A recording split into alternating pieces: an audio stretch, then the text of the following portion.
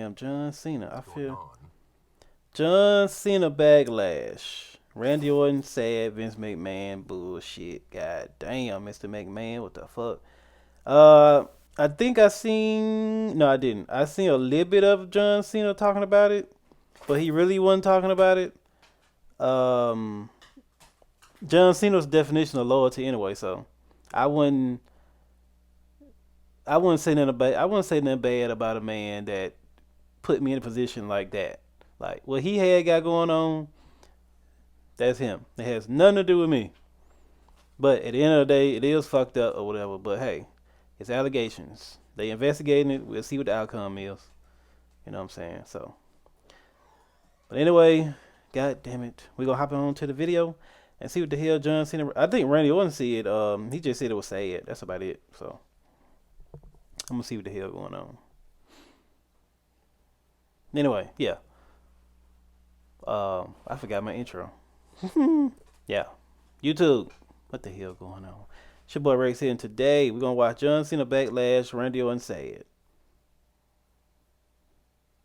No. What did I just click?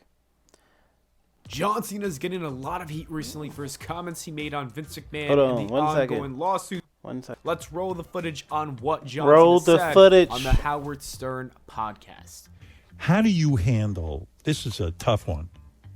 I know you love the WWE and you love Vince and everything, but now Vince has gotten himself into hot water.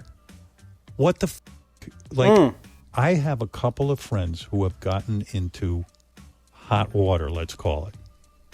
And it's so goddamn confusing because you love the guy. And at the same time, also, you don't love what he's being accused of, obviously. Obviously. What do you do? I mean, how do you handle those situations? Honestly, handle them situations like a big star John Cena is. It would be, like I said, I've seen half of it before, so of course he's gonna be positive. But I like when he asks, "Well, how do you handle it? Like, what do you do?" Instead of always being, I know he the interviewer. It's like, what the fuck do you do? You can't do nothing because you say the wrong thing, then everybody gonna be looking at you crazy. My thing is, how would Vince handle it if this was being said about John Cena? I think Vince will be behind John Cena for some. I don't know why. I just think he do. I think Vince one of them stand up guys that if he like you, he like you. I heard that over the years, so that's what I think Vince would do. I mean, I don't know how to handle them. Well, so how do you handle yours?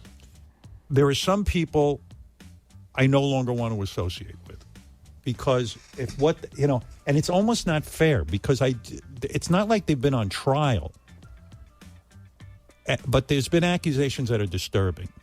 So I go, can I be personal friends with this person? And some people I can because there's lines in my mind where things are drawn, but some people I can't because it's too big a mountain to climb. In other words, if any of this is true, I can't know you. You know, I loved you. I love what you did for me. I love our friendship. But now that I know this about you, there's no turning back. I have to do what I morally think is right. And unfortunately, it's not to associate. But this is a guy who's been so good to you. Sure. And so great in your career. I imagine it's I feel like he's trying to butter him up right now. That's what I feel like. He's trying to butter him up. He been so good to you. He been so great to you. But how do you handle this? What do you say to him? Nothing. Because we don't know. It's accusations still. All this is accusations. It's still accusations, people. And then when you get asked about it, it's like it's too complicated to even talk about. So I don't think it's complicated to talk about. I think it's complicated to listen to. And that's kind of why I don't necessarily put a lot of time and equity into it. Yeah. Again, I think there's still a long ways to go. Yeah. It is. I can say this. I'm a big advocate of love and friendship and honesty and communication. But in the same breath, I'm also a big advocate of accountability.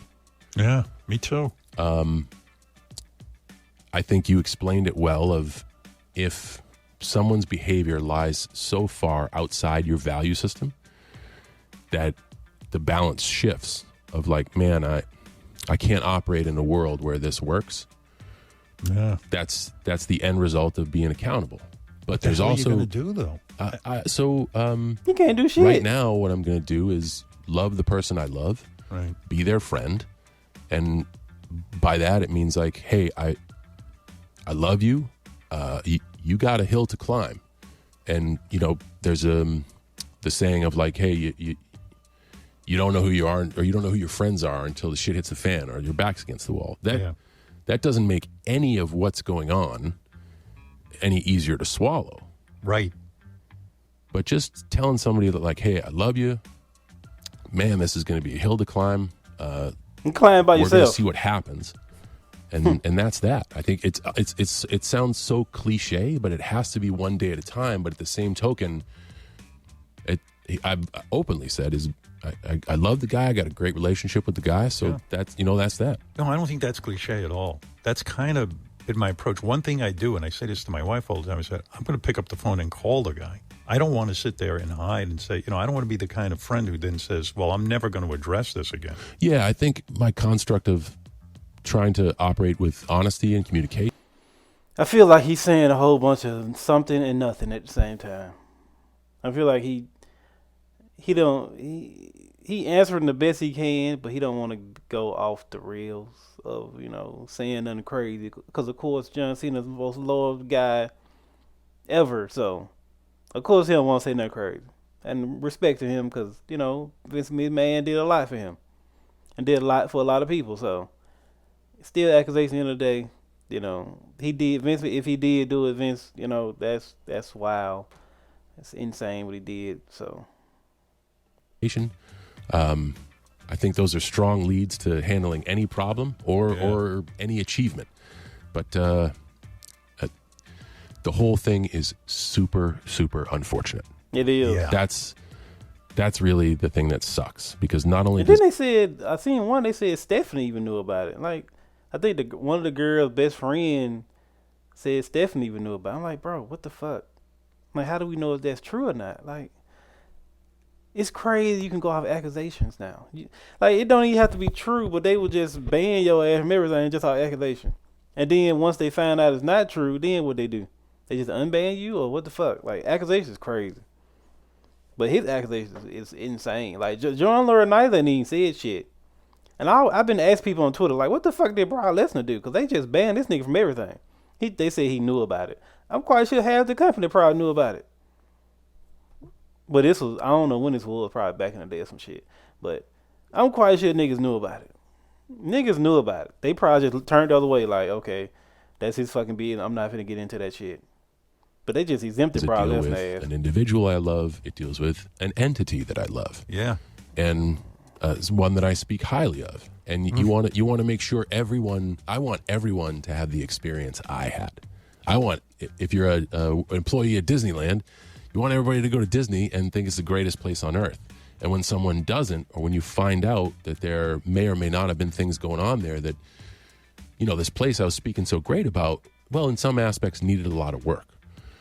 See, he's saying a whole bunch of That's nothing. more than just how do I feel about this person. Like I be doing. Now I shift to, okay, am I doing all I can to make it better? From the advice of like work as hard as you can, promote as hard as you can. Is there anything I can do?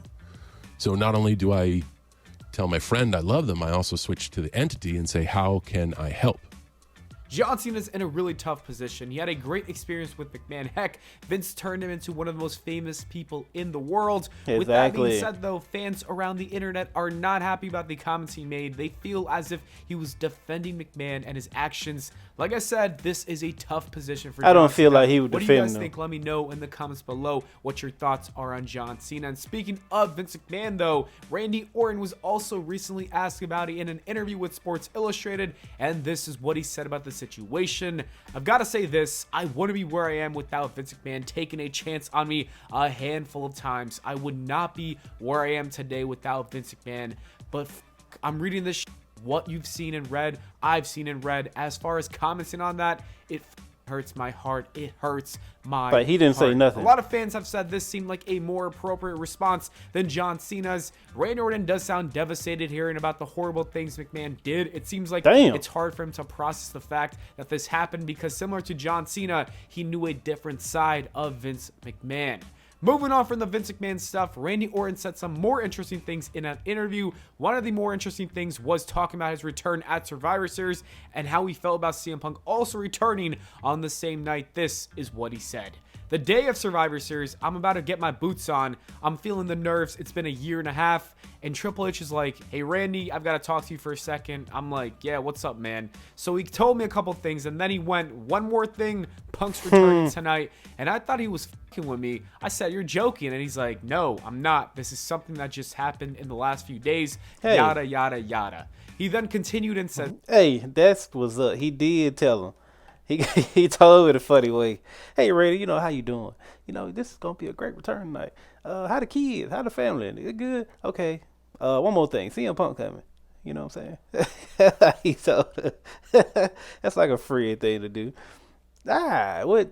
You know, I did see Randy respond, though. He was like, he could have been mad about it and all that shit. But he wasn't, because at the end of the day, both of them making money. Randy Orton already is established. So Randy Orton is up there with CM Punk in my eyes. Randy Orton is better than CM Punk, really. But you know how CM Punk has like this very, really hard occult following. So CM Punk makes himself up there with them, even though he been gone for 10 years and Randy has been working his ass off. So it's kind of weird, but I take that back. Randy Orton is way better than CM Punk. It's just CM Punk has like the best fans ever. They don't care what the fuck CM Punk do. Like, they love CM Punk. This, I could have been really pissed, and old Randy would have been pissed. It was a defining moment for me. I went out there, we had a great War Games match. Everybody was excited that I returned. Everybody was excited that Punk returned, and neither return stepped on each other. Exactly. It was a testament to how much I'd grown. It would have been an issue only if I made it one, so I was proud of the way I handled it. This was a great insight to have. It's really cool to see how much Randy Orton has matured. I actually think both returns are the reason why Survivor Series last year was one of the best pay-per-views of all time. And I also agree that they didn't overstep each other with their returns. And finally, Randy Orton spoke about the severity of his injury and how he feels like he's in the prime of his career right now. This is what he said. I ain't gonna say no prime. In May of 2022, I got to a point where Matt Riddle had done everything he could for me as a tag partner. I could barely stand for a long amount of time. Taking my kids trick-or-treating that Halloween, I would have to sit in between the houses because I couldn't be on my feet that long. The symptoms were just immense. I'm glad he giving Matt Riddle his goddamn, kudos. I love Matt Riddle. Even when Matt Riddle was at a heel with him and CM Punk, I love that him and CM Punk said, I love Matt Riddle. Because Matt Riddle was like the jokey person that everybody was probably tired of, but everybody know he could probably whoop 80% of people in WWE.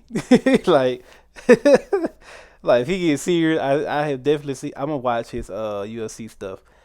I love Matt Riddle. Like he his funny, cool self, but when he gets serious, okay, this nigga is definitely was a real UFC fighter, and he know what the fuck he doing. So I gotta take him a little serious on this side. But I think they said he told Vince McMahon. He said Vince McMahon said you too happy or some shit, like you too gullible. He said, well, this gullible person whoop your ass. And I was like, oh, that sounds like something Vince would goddamn like. Probably not at the moment, but painful. I like had the Matt surgery, Riddle. Things were going well, and I changed my diet, and I started packing on a few pounds. About 6 months post-surgery, I was able to do things in the gym that I hadn't been able to do my entire 30s. I was able to start working on my glutes and my hamstrings and my lower back, and I had no pain. Man, I went from 240 to 280. I'm 275 right now, and I feel fantastic. What's Randy doing, about 6'3", 6'4"? Weight my whole life, but my frame wasn't able to sustain it until this fusion. I feel like I'm right smack dab in the middle of my prime. My back started to go in my late 20s. It wasn't one powerbomb through a table. It was a slow decline that accumulated over time. Being able to do what I love and not take a minute of it for granted, that is my priority, and I want to do it as long as I can. It's great to hear that this surgery actually impacted him for the better. Many people were worried that he was going to retire early. I was definitely one of them people that thought Randy was going to retire early. I wonder why wrestlers wait so fucking long to have surgery. Like, I always wondered that. Why the fuck they wait fucking 10, 15 years to fucking have surgery and shit? So, I always wanted that. Randy Orton, He's definitely top 5, top 10, top. I give him top 5, depending on what generation you're talking about. Like all time, it's kind of hard. Randy Orton definitely be like 6, 7. In mine, because I'm not going back to fucking Andre the Giant and shit. So, damn, it's still kind of hard. Well, I could definitely throw Randy in 6, 7, 8, 7, 8, something like that. It would definitely be great. But anyway, yeah. John Cena, I don't think he was defending Vince McMahon. I just think he was answering that he started just talking randomly. Shit I do. Just fucking start talking about shit that don't make sense. But it kind of makes sense, but it don't make sense. So, I ain't mad at it. The man made him what he is today, so can't say too much about the man. Hey, if he did do it, it's fucked up. You just tell him it's fucked up, and what the fuck are you gonna do to move forward? Because that's at his age. What's Vince like 80? The fuck they gonna do? Throw him in jail for the next fucking 40, 20 years or some shit? Can't do. I mean, I don't know what the fuck can you do? You can't take his money or nothing. Like, what the fuck can they do? That man old as hell. And it's crazy if he was still texting like that, even 10, 15, 20 years ago. That is crazy. That is crazy. Y'all seen him text me. That is crazy. That's insane. But anyway, yeah, that's it. Yeah. L.A. Night. Yeah, let me know if y'all gonna watch the Elimination Chamber match. I'm gonna watch it. Let me know if y'all gonna watch it. I might watch it with y'all. You know what I'm saying? I ain't trying to pay for that shit. What time is it gonna start too? I really don't know.